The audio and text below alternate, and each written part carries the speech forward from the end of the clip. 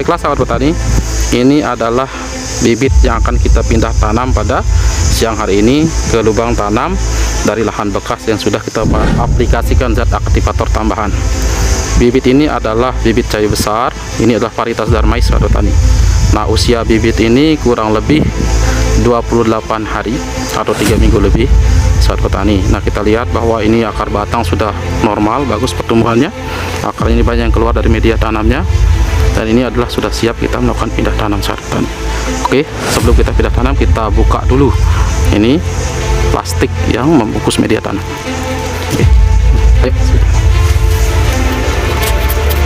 Ini kita gembur-gemburkan dulu sahabat petani lubang tanamnya. Nah, setelah itu kita buat lubangnya pakai gagang dari sabit ya. Oke. Nah, ini sudah seperti ini, terbentuk seperti ini, maka kita masukkan ke lubang tanam. Oke. Ya.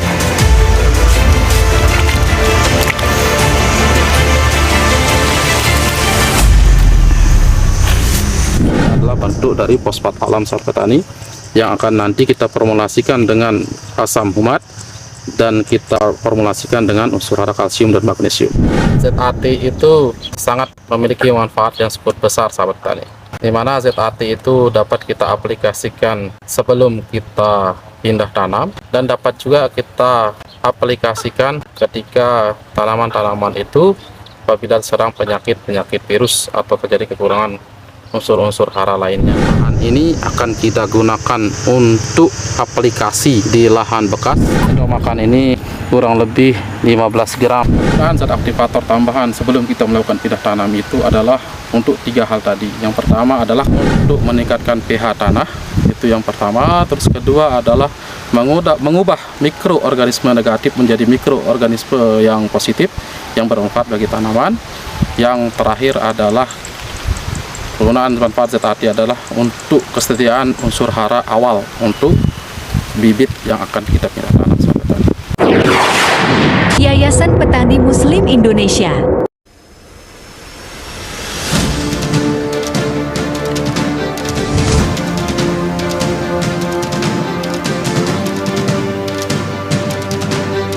Assalamualaikum sahabat petani. Pada video kali ini kami akan menjelaskan dan sekaligus mempertegas tentang aplikasi dari ZAT pada video sebelumnya sahabat petani. Nah, pada video sebelumnya kita sudah melakukan aplikasi zat aktivator tambahan pada lahan bekas atau lahan janda yang umum disebut oleh para sahabat petani. Nah, apakah setelah kita melakukan ZAT atau aplikasi zat aktivator tambahan pada lahan bekas itu, apakah kita akan bisa langsung pindah tanam atau tidak? Maka dalam video kali ini kami akan menjawab bahwa setelah kita melakukan aplikasi zat aktivator tambahan di lahan bekas sahabat petani sekalian, maka kita tidak bisa melakukan pindah tanam secara langsung. Namun paling tidak sahabat petani, kita akan menunggu sampai interval 3 hari minimal dan maksimalnya adalah 1 minggu sahabat petani sekalian setelah kita mengaplikasikan zat aktivator tersebut. Nah, sedangkan pada video sebelumnya ini sudah berjarak kurang lebih 4 hari setelah kita melakukan aplikasi zat aktivator tambahan pada video sebelumnya. Nah, pada video kali ini kami akan melakukan pindah tanam dari fase bibit yang masih baru sahabat petani ke lahan bekas ini. Namun sebelum kita melakukan kegiatan pindah tanam sahabat petani sekalian, alangkah lebih baiknya kita cek dulu kondisi lubang tanam yang sudah kita aplikasi ZAT pada video sebelumnya. Mari sahabat petani. Nah, di sini kita mencoba ngecek kondisi lubang tanam. Nah, ini sahabat petani sekalian, nah ini adalah yang kondisi lubang tanam yang pernah kita aplikasikan ZAT pada 4 hari yang lalu. Nah, ini kita lihat kondisinya dulu, apakah ini sudah tidak panas lagi atau udah agak dingin. Nah, ini sudah agak dingin sahabat petani dan tidak hangat, karena apabila formulasi ZAT yang kita formulasikan pada video sebelumnya dan yang kita aplikasikan pada lahan ini, kita langsung pindah tanam, kondisinya masih panas karena di situ ada Florafos yang terbuat dari fosfat alam yang diformulasikan dengan asam humat dengan si organik yang cukup tinggi dan diformulasikan dengan unsur kalsium dan magnesium yang yang pada video sebelumnya. Nah, apabila kita aplikasikan pindah tanam langsung setelah itu, setelah kita aplikasikan ZHT, maka kemungkinan besar bibit yang kita pindah tanam itu adalah akan menjadi layu sahabat tani atau mati, karena belum siap untuk menerima unsur hara atau zat aktivator yang kita tambahkan kemarin. Nah, kalau lebih baiknya setelah kita untuk mengetahui bagaimana apakah ini sudah siap atau tidak, nah kita cek ini seperti ini sahabat tani. Oh, ini udah larut, artinya kalsium, sulfur serta asam humat yang kita udah berikan ini udah larut sahabat petani sekalian. Udah larut dan tidak ada bercampur dengan baik dengan tanah atau lubang tanam yang akan kita tanami sahabat petani sekalian. Nah, ini seperti kita saksikan bahwa ini kondisi tanahnya ini udah agak cukup gembur sahabat petani, karena memang intensitas hujan ini kan cukup besar saat ini. Namun ini agak kering, tidak tergenang karena kemarin sempat diguyur hujan sahabat petani, makanya agak tertutup lubangnya. Nah, tapi ini udah siap kita pindah tanam. Jadinya interval yang paling pas kita melakukan pindah tanam setelah aplikasi zat aktivator tambahan itu palingan tidak adalah minimal 3 hari setelah melakukan aplikasi, dan maksimalnya itulah 1 minggu setelah melakukan aplikasi. Baiklah sahabat tani, karena kita sudah mereview dan mengecek kondisi lubang tanam, maka mari kita melakukan pindah tanam bibit yang sudah kita sediakan. Mari. Yuk. Baiklah sahabat petani, ini adalah bibit yang akan kita pindah tanam pada siang hari ini ke lubang tanam dari lahan bekas yang sudah kita aplikasikan zat aktivator tambahan. Bibit ini adalah bibit cabai besar. Ini adalah varietas Darmais sahabat petani. Nah, usia bibit ini kurang lebih 28 hari atau 3 minggu lebih sahabat petani. Nah, kita lihat bahwa ini akar batang sudah normal, bagus pertumbuhannya. Akarnya ini banyak yang keluar dari media tanamnya, dan ini adalah sudah siap kita melakukan pindah tanam sahabat petani. Oke, sebelum kita pindah tanam, kita buka dulu ini plastik yang membungkus media tanam. Oke. Nah, ayo sebentar.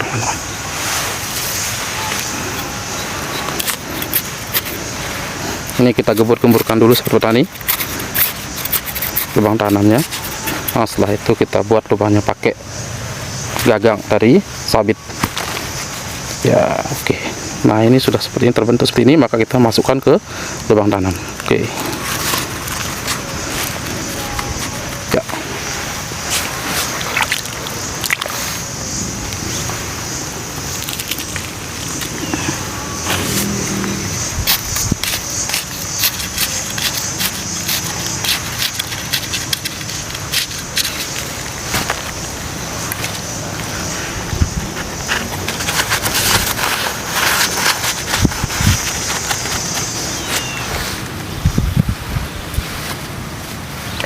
Ya, bergerak ke arah sana.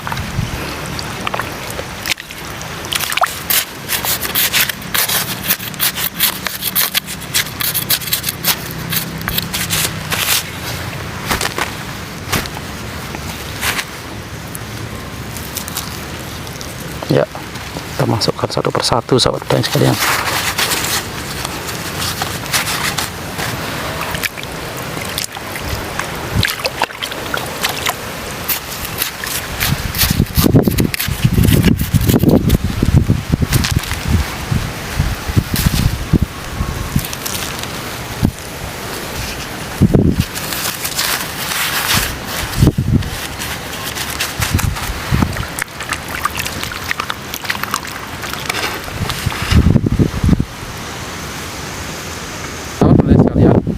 Melakukan pindah tanam itu adalah suatu proses awal kita melakukan kegiatan tanaman cabai atau tanaman dalam horti yang lainnya saudara.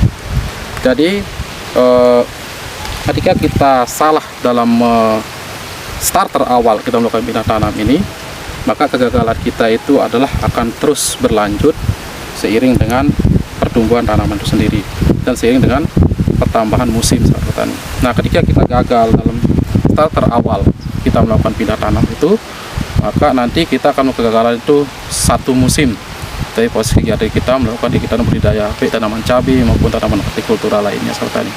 Jadi sahabat petani sekalian, pindah tanam itu adalah suatu ya bisa kami katakan itu adalah proses sakral dari kegiatan kita melakukan kegiatan budidaya, karena itu adalah batu awal peletakan batu dasar pertama dari kegiatan budidaya sahabat petani. Nah, dia memilih bibit yang bagus, terus melakukan pemindahan tanaman pada waktu yang tepat agar tidak mengalami nanti banyakkan kita penyulam, melakukan kegiatan sulam terhadap bibit banyak yang mati atau apa dan sebagainya. Maka sahabat petani sekalian, kita harus memilih waktu yang tepat yang pertama, terus kedua bibit yang bagus, terus kondisi lahan yang sudah cukup normal dari berbagai residu-residu pupuk, dari mikroorganisme yang negatif sahabat petani, dan kondisi pH tanah yang tidak stabil.